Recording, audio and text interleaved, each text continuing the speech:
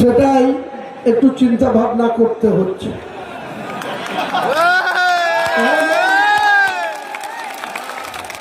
জনকল্যাণ মাঠে এর আগেও যখন আমরা কংগ্রেস করতাম, আমার রাজনৈতিক জীবন শুরু হয়েছিল 1982 সালে।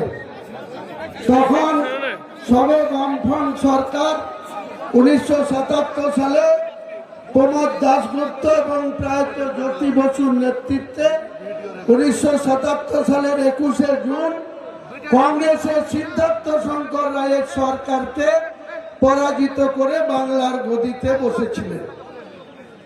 72 থেকে 77 সিদ্ধার্থ শঙ্কর রায় যে 5 বছরের মন্ত্রিসভা চালিয়েছিলেন, এই বাংলায় সিদ্ধার্থ শঙ্কর রায় একজন বিখ্যাত ব্যারিস্টার ছিলেন। তিনি বাংলার মুখ্যমন্ত্রী ছিলেন। তার মন্ত্রিসভায় সেই সময় বাংলায় মুসলিমদের পার্সেন্টেজ ছিল মাত্র 17%, মাত্র 17%। আর সিদ্ধার্থ শঙ্কর রায়ের মন্ত্রিসভায় 16 জন মন্ত্রী ছিলেন, তার মধ্যে 11 জন পূর্ণমন্ত্রী। 11 জন পূর্ণমন্ত্রী। মমতা বন্দ্যোপাধ্যায় পুলিশ মন্ত্রী, সেটা ছিল ডক্টর মোতাহার হোসেন। বীরভূমের মোরাডাই থেকে নির্বাচিত ডক্টর মোতাহার হোসেন ছিলেন পুলিশ মন্ত্রী। কলকাতা থেকে নির্বাচিত আব্দুর রউফ আনসারী মন্ত্রী ছিলেন। ফজলুল হক মন্ত্রী ছিলেন। আবু বরকত গনি খান চৌধুরী বিদ্যুৎ দপ্তরের মন্ত্রী ছিলেন। আমাদের এই জেলার সুসন্তান প্রয়াত আব্দুল সাত্তার সাহেব লালগোলার বিধায়ক, তিনি কৃষি এবং আইন মন্ত্রী ছিলেন। এরকম করে 16 জন মুসলিমকে সেই সময় সিদ্ধার্থ শঙ্কর রায় বাংলার মুখ্যমন্ত্রী, লাস্ট কংগ্রেসের মুখ্যমন্ত্রী। আপনারা জানেন আজকে আমাদের বর্তমান মুখ্যমন্ত্রীর সময়কাল চলছে 14 বছর পার হয়ে গেছে। ডক্টর বিধান রায় 14 বছর বাংলার মুখ্যমন্ত্রী হয়েছিলেন।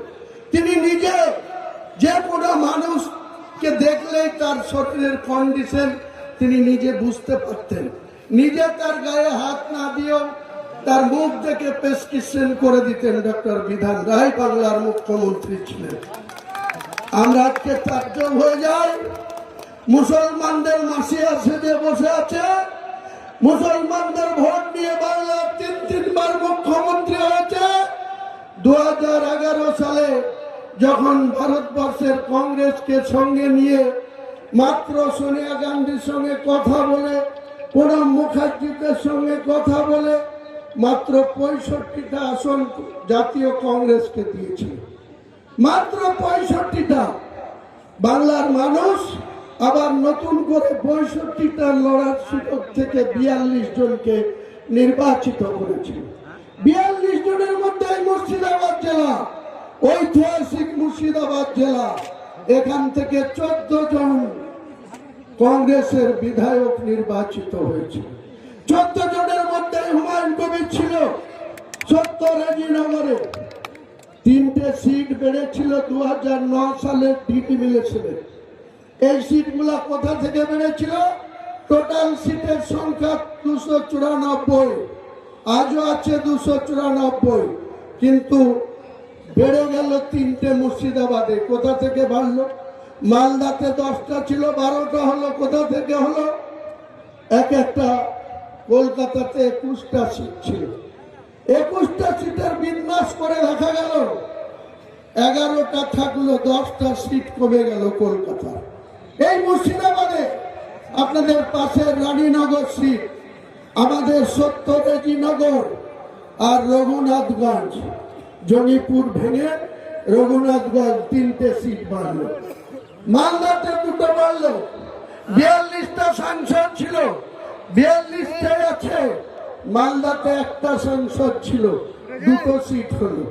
একটাই মরসুম হয়েছিল আর একটা আজকে ঈশা খান চৌধুরী আছে, দক্ষিণ মালদা আর উত্তর মালদা।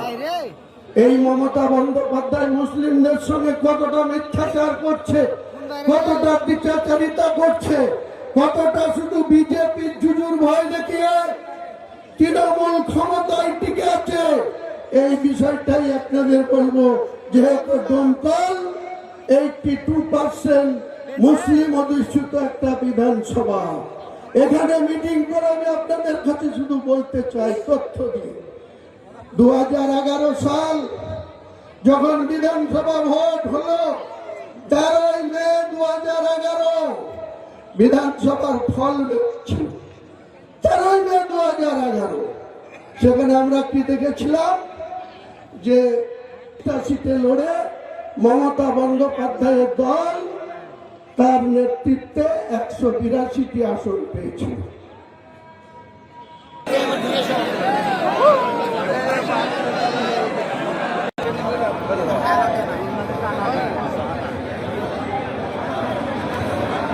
হাত ব্যথা হয়ে যাবে গো। এই লোকগুলি সব সাইড হো না, সাইড হইতে তো না নাই বসো। ইয়া দিওর মানে কি ব্রেকেট? হ্যাঁ নির্বাচনে 229টা সিটে লড়ে মমতা বন্দ্যোপাধ্যায় চূড়া ফুলে 182টা আসন জিতেছিল, আর মাত্র 65টা সিটে প্রতিদ্বন্দ্বিতা করে কংগ্রেস 42টা জিতেছিল। তাহলে কত হয়েছিল ভাই? 182 আর 42, 250 হয়েছিল? হয়নি। 2016-তে যে কংগ্রেসকে নিয়ে সঙ্গে নিয়ে সরকার গড়ল, তারপরে সেই সরকার কংগ্রেসকে এমন পরিস্থিতি করলো রাজ্যে 6 জন কংগ্রেসের নেতা মন্ত্রী হয়েছিল। এই যে আপু হেনা লালগোলার বিধায়ক, তিনি মৎস্যমন্ত্রী হয়েছিল। বহরমপুরের পরাজিত বিধায়ক মনোজ চক্রবর্তী পরিষদীয় প্রতিমন্ত্রী হয়েছিল। মালদার গনি খান চৌধুরীর ভাই একটা দপ্তরের মন্ত্রী হয়েছিল। আজকে তিনি মমতা বন্দ্যোপাধ্যায়ের মন্ত্রিসভায় 3টে দপ্তরের মন্ত্রী, ডক্টর মনীষ ভূঁইয়া। এই মানুষ ভূঁইয়াকে পুলিশের ক্ষমতা প্রয়োগ করে, মানুষ ভূঁইয়াকে মিথ্যা কেসে, মার্ডার কেসের আসামি করে ভয় দেখিয়ে সবংয়ের বিধায়ককে তৃণমূলে যোগদান করিয়ে তিনার মন্ত্রিসভায় 3টে দপ্তরের দায়িত্ব দিয়ে রেখেছে মমতা বন্দ্যোপাধ্যায়। এর চরিত্রটা দেখুন। এই দমকলের আম জনতার কাছে আমি প্রশ্ন রাখছি যে 2011 সালের ভোটের আগে একসময় বুদ্ধবাবু এই দমকলে দাঁড়িয়ে মাদ্রাসার জন্য একটা বাজে কথা বলেছিল মাদ্রাসায় নাকি আইএসএসদের চরদের শিক্ষা দেয়। এমন আন্দোলন করা হয়েছিল সেই সময় কংগ্রেসের পক্ষ থেকে, 3 দিনের মধ্যে বুদ্ধবাবু পিছু হটেছিল। সেই কথা উত্তর করেছিল বুদ্ধদেব ভট্টাচার্য, বাংলার কমিউনিস্ট পার্টির মুখ্যমন্ত্রী। আজকে মমতা বন্দ্যোপাধ্যায় ক্ষমতা আসার সময় কি বললেন? 10,000 মাদ্রাসাকে উনি নাকি স্বীকৃতি দেবেন, স্যাংশন করে দেবেন। মাদ্রাসার যারা শিক্ষক তাদের একটা অনারিয়াম দেবেন, এবং মাদ্রাসায় যারা গরিব মুসলমানদের ছেলেরা আরবি পড়ে তাদের মিড ডে মিল করে দিবেন। কে বলেছিল? এই মিথ্যাবাদী মমতা বন্দ্যোপাধ্যায়। আজ পর্যন্ত একটা মাদ্রাসা স্যাংশন দেয়নি। 338 আর 235 মাদ্রাসা শুধু ভোট আসে আর লুলুপথ দেখায়। ভোট আসে আর মুসলমানদেরকে মিথ্যা কথা বলে যে তোমাদের জন্য আমি এই করেছি সেই করেছি। আজকে পাড়ায় সমাধান টাকা দিচ্ছে। যারা মুসলিম বুথগুলা 1000 মুসলমান বুথে ভোটের দিনে মুসলিম কর্মীরা যারা তৃণমূল করে, তারা যারা কংগ্রেস করে, যারা সিপিএম করে, তারা ভোটের দিনে কিন্তু কেউ কারো আত্মীয় থাকে না, পার্টির ওয়ার্কার থাকে, পার্টির কর্মী থাকে। তারা কিন্তু 1000 ভোটের মধ্যে প্রত্যেকটা মুসলিম বুথে দেখবেন 80% থেকে 82, 84, 88 পর্যন্ত পোল হয়। একই জায়গায় একটা হিন্দু গ্রামে যান, 1000 ভোট, পোল হয় কত? 60 থেকে 65, 68, 70 বেশি পোল নাই। তাহলে মুসলিমরা কিন্তু মনে প্রাণে পার্টিটা করে, ভাই ভাই ঝগড়া করে ভোটের দিনে, শ্বশুর জামাইও মারামারি করে, মামা ভাগ্নের মধ্যেও মারামারি করে এই পার্টি করতে গিয়ে এই মুসলমানরা। তাহলে আজকে পাড়াই সমাধানে 10 লাখ টাকা করে দিচ্ছে। দেখুন কেমন দ্বিচাচারিতা, যে মুসলিমরা 80 থেকে 88 পর্যন্ত পোল করিয়ে বাংলার মমতা বন্দ্যোপাধ্যায়কে 3বার মুখ্যমন্ত্রী করেছে, তার সেই মুসলিম গ্রামেও পাড়ায় সমাধানে 10 লাখ। আর যারা বিজেপিকে ভোট দিয়েছে, যারা মমতা বন্দ্যোপাধ্যায়ের বিরুদ্ধে বাস দিয়েছে আঝোড়া, তাদেরও দেখবেন 10 লাখ, তাদেরও 10 লাখ। বাংলার মুসলমান সহ জেনারেল লোকদের মা বোনদের লক্ষ্মীর ভান্ডারে 1000 টাকা দিচ্ছে। আর যারা মমতাকে দুবেলা গাল দেয়, সেই তাদেরকে দিচ্ছে 1200 টাকা করে। এই দ্বিচারিতা আপনারা বিচার করবেন না, কৈফিয়ত চাইবেন না। আমার এটাই আওয়াজ, এই মুর্শিদাবাদ জেলার মানুষ 2011 সালে যখন মমতা বন্দ্যোপাধ্যায় 182টা আসন পেয়েছিল, তখন কটা সিট পেয়েছিল ভাই? একটা। তাও ব্যাকডোর থেকে অধীর চৌধুরী সহযোগিতা করেছিল। সাগর দিঘি 48,000 ভোট পেয়ে সুব্রত সাহা এমএলএ হয়েছিল সাগর দিঘি। বাকি এই ডুমকল সহ 7টা সিট বামফ্রন্ট 34 বছরে যারা সরকারে ছিল, 2011 সালে সরকারের পরাজয় ঘটলেও এই জেলায় 7টা বামফ্রন্টের সিট জিতেছিল, 14টা কংগ্রেস জিতেছিল। আমি তার মধ্যে ছিলাম 2011 সালে। সেই 14টা কংগ্রেস দল কিন্তু 6টা মন্ত্রিসভা পেয়েছিল মমতা বন্দ্যোপাধ্যায়ের জোটে থেকে। 6টার মধ্যে বহরমপুর আর আবহাওয়া 2টো মন্ত্রী দিয়েছিল 6টার মধ্যে। 2011 একটা, তাকে মন্ত্রী করলো, যেহেতু সে সুব্রত সাহা, তাকে মন্ত্রী করলো। আর মনোজ চক্রবর্তীর অবহেলা 1.5 বছরের মাথায় তাদেরকে মন্ত্রিসভা ছেড়ে চলে আসতে হলো। 2016 তো কি হলো? এই মমতা বন্দ্যোপাধ্যায়ের নেতৃত্বে আবার লড়াই হলো বাংলায়, একাই 211টা সিট জিতল। এই মুর্শিদাবাদে কটা জিতেছিল? 4টে। হরিয়ারপাড়া, ওই শামশেরগঞ্জ, জঙ্গিপুর জাকির হোসেন আর সুব্রত সাহা, ওই সাগর থেকে 4টে মন্ত্রী, সুব্রত সাহা আর জাকির হোসেন। 4টের মধ্যে 2টো। 2021-এ কটা সিট? মুর্শিদাবাদের মানুষ 2 হাত তুলে মমতা বন্দ্যোপাধ্যায়কে ভোট দিল। সিট কটা? বহরমপুর আর 64, মুর্শিদাবাদ বিজেপি পদ্ম ফুলে জিতল। আমরা 20টা জিতলাম। এই মুখ্যমন্ত্রী মুর্শিদাবাদের সঙ্গে এতটাই বিশ্বাসঘাতকতা করেছে, এতটাই মুর্শিদাবাদের মানুষকে তাচ্ছিল্য করেছেন, অপমান করেছেন। আমাদের মতো একটা যোগ্য লোককে আমি 2012 সালে 20 নভেম্বর কংগ্রেস দলের নেতা অধীর চৌধুরীর সঙ্গে ব্যক্তিগত তার ফ্যামিলির সঙ্গে সম্পর্ক সংঘর্ষ হলো, আমাকে জাত তুলে তার বাড়ির লোক গাল দিয়েছিল। আমি অধীর চৌধুরীর কাছ থেকে বিচার চেয়েছিলাম, বিচার অধীর চৌধুরী দেয়নি। তাই 18 মাসের মাথায় আমি কংগ্রেসের বিধায়ক পদ তুচ্ছ করে আমি এই মমতা বন্দ্যোপাধ্যায়ের উপরে বিশ্বাস করে 20 নভেম্বর 2012 তার কাছে গিয়ে বললাম, আমি অধীর চৌধুরীর সঙ্গে 30 বছর কংগ্রেস করেছি, কখনো 82 দিন জেল খেটেছি বহরমপুর সেন্ট্রাল জেলে, কখনো 28 দিন জেল খেটেছি, কখনো 9 দিন জেল খেটেছি, কিন্তু আজকে আপনার একটি চরিত্র, সে নিজের স্ত্রীকে থামাতে পারেনি, আমাকে মুসলিম জাত তুলে গাল দিয়েছে। তার প্রতিবাদে আমি বিধায়ক পদটা করে এই মমতা বন্দ্যোপাধ্যায়ের উপরে আস্থা ভরসা রেখে 2012 সালের 20 নভেম্বর আমি যখন যোগদান করলাম, সেই দিনই বেলা 4টের সময়, সেই সময় চিফ সেক্রেটারির নাম ছিল সঞ্জয় মিত্র। এই সঞ্জয় মিত্র যখন চিঠি এলেন তখন আমার কাছে 4:30টার সময় চিঠিতে কি লিখা যে আপনি আগামীকাল 21শে নভেম্বর 2012 বেলা 1টার সময় রাজভবনে আসুন, আপনাকে মন্ত্রী হিসাবে শপথ নিতে হবে। যথারীতি গেলাম। মুখ্যমন্ত্রী নিজেই প্রথমেই আমাকে বলেছিল মাইনরিটি দপ্তরের, মাইনরিটি শিক্ষা দপ্তরের মন্ত্রী করব। দিল কি গরু ছাগল তাড়ানো।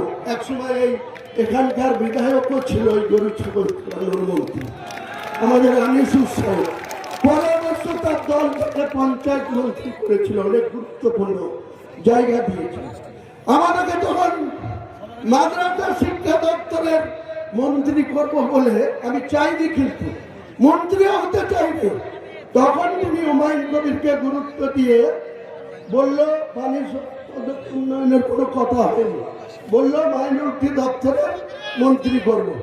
দপ্তর যখন বন্টন হলো তখন দেখলাম ওইসব দপ্তরের কোনো বিষয় নাই, আমাকে পানি সম্পদ দপ্তর উন্নয়নের প্রতিমন্ত্রী করা হলো। সেই সময় প্রায়ত একজন হাইকোর্টের জাজ, তিনি ছিলেন ওই পূর্ণমন্ত্রী। হাইকোর্টের জাজ ছিলেন, তিনিও মুসলিম ছিলেন, তিনিও আমাদের ভরতপুরের শীত গ্রামের বাসিন্দা ছিলেন। পরবর্তীকালে কলকাতায় সেন্ট্রাল এভিনিউতে তেনার বাড়ি আছে, তেনার স্ত্রীও এখনো আছে। কিন্তু তিনি আমাকে বললেন, ভাইয়া আমারই তো কোনো কাজ নেই, আমাকেই তো কোনো ফাইল নিশ্চিত করতে দেয় না, তারপর আবার আপনাকে নিয়েছে আমার সঙ্গে প্রতিদ্বন্দ্বী করছে। আর অপেক্ষা করুন, আমি দেখছি।